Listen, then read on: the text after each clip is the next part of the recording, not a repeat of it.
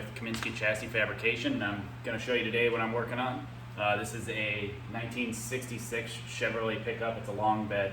This is the bed itself. I'm going to show you. We're going to take it from its final blocking stage from polyester primer that I used from Eastwood, and I'm going to show you what I do with some guide coat and show you some other tips and tricks that I've got. Like this is a squirrel cage from a mobile home AC unit that I put a filter in front of to filter all this body dust out of the air that will be flying throughout the day-to-day. So come follow along. All right, so first up I want to show you the squirrel cage, or a furnace blower that I've kind of rigged up here to filter all the air in addition to wearing a respirator or a dust mask.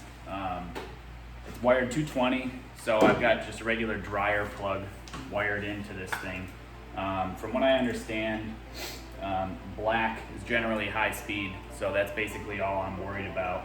I'm disregarding any of the other speeds that I've cut out, and these things are really good for ramming air, pressurized air, through a filter, because that's what it's designed to do in your house.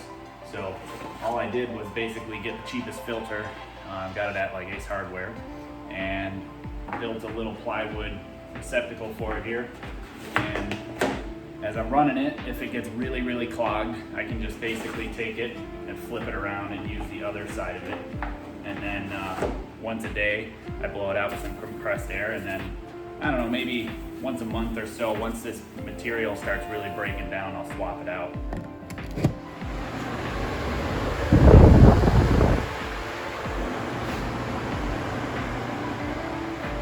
So this is what we're working again today, is a 66 C10 long bed fleet side. I welded down the seam, which joined the upper and lower half together, as well as down this seam here. Welded that all in, ground it flush, and then did some rough body work under it, just a minimal skim coat of filler. And then now this is a polyester primer, which is really, really good for blocking, getting straight panels. So you can see there's all sorts of little imperfections in this that will all be taken out, where some bugs got stuck in here and things like that. And here's where we started with this Contour Poly Primer. I'm going to be using guide coat here. I use a dry guide coat instead of the spray. This lasts a whole lot longer. It's a lot more expensive to get into, but if you're doing a lot of stuff, this is where it's at. Again, a bunch of different sandpapers, all the blocks, and if I find any real low spots, I got some 2K glazing putty to use as well. So I'm just starting with this dry coat, or a guide coat. It's a dry guide coat. It's just a really, really fine powder, and basically flip it upside down, get it on the applicator, and you just kind of work your way around the whole thing. This is going to really highlight any of the low spots, any spots that I've missed. I'm going to show you with and without it, show you how easy it is to really show up and highlight every tiny little imperfection, so you can really get a nice show quality finish, which is what we're really heading for here. So I'm starting with 220, and I'm going to use this square, long, medium length block to start. All I do really, lay it out, give a little room on the right edge, the left edge, and then I just take a knife and slice it so it's nice and even. I don't have any ragged edges from tearing it. This knife's a little dull from cutting all this sandpaper. So you get a nice clean edge. And I use the table to fold it over so it's real nice and flat. And I'll set up a whole bunch of them all at the same time, because I'm going to be switching between different sizes all throughout this process today.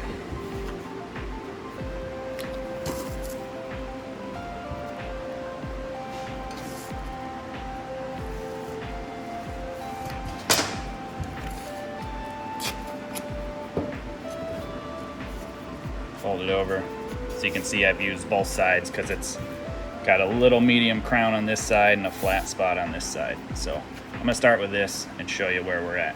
So when I'm doing the sanding, I'm going to be working in an X pattern like this instead of just straight lines. It's everything is going to, if I'm going up and down, I'm going to go cross, or if I'm going to go up and diagonal, I'm going left and diagonal. We'll work in a cross pattern, and it'll really make sure that everything gets hit from all sides. So wherever the guide coat is, I can make a couple patches.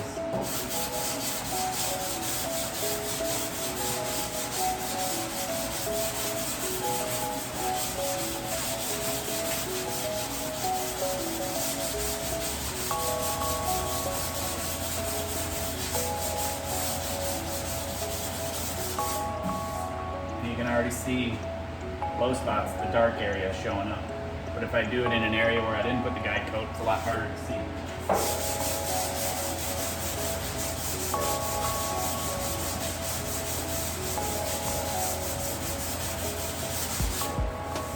Right? Pretty difficult, huh? So see here, you can see this is or was a high spot, but there's still a lot of low spots below it that will get worked out as I go through this whole panel. But you compare it to without the guide coat, pretty hard to see compared to how easy this is.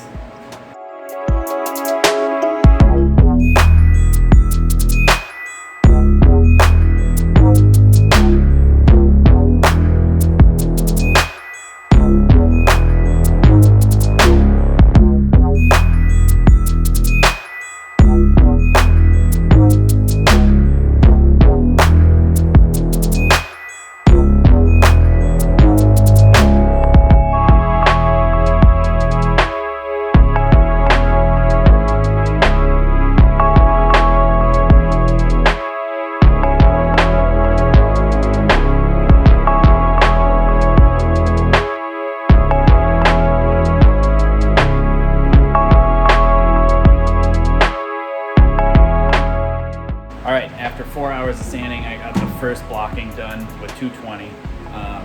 It always takes the longest the first time because I got to cut through all the orange peel that I put into the primer. And the reason that there was so much orange peel, as you can see before, was because I'm running this contour poly primer through like a 1/8 tip, which is a little small. It should be at over a 2.0, but I just don't have one.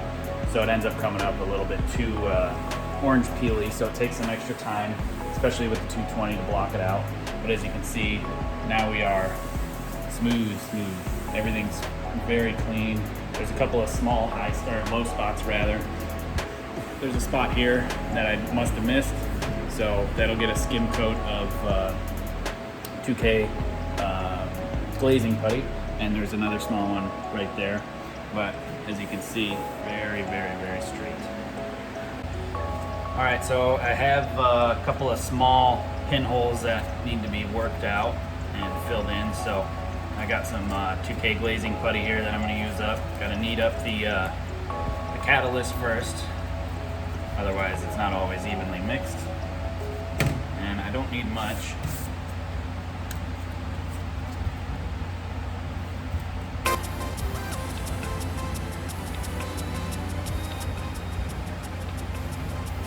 Probably well more than enough.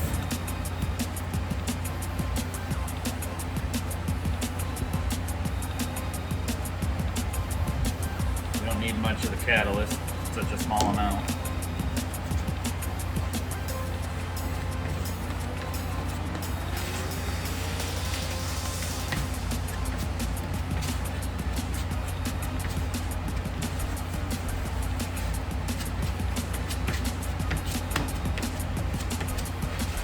Mix it until it's one solid color.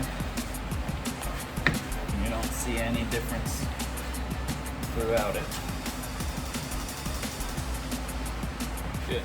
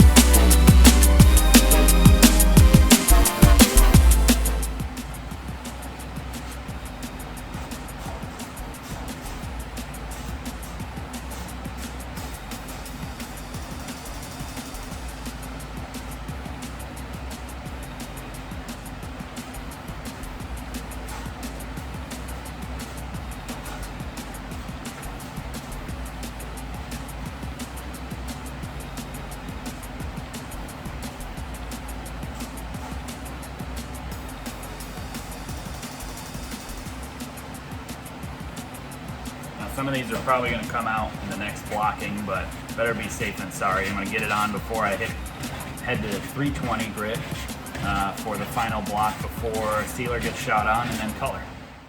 Thanks for watching. Be sure to head to KaminskyChassisFab.com for all of our C10 parts and products, including tubular drop spindles.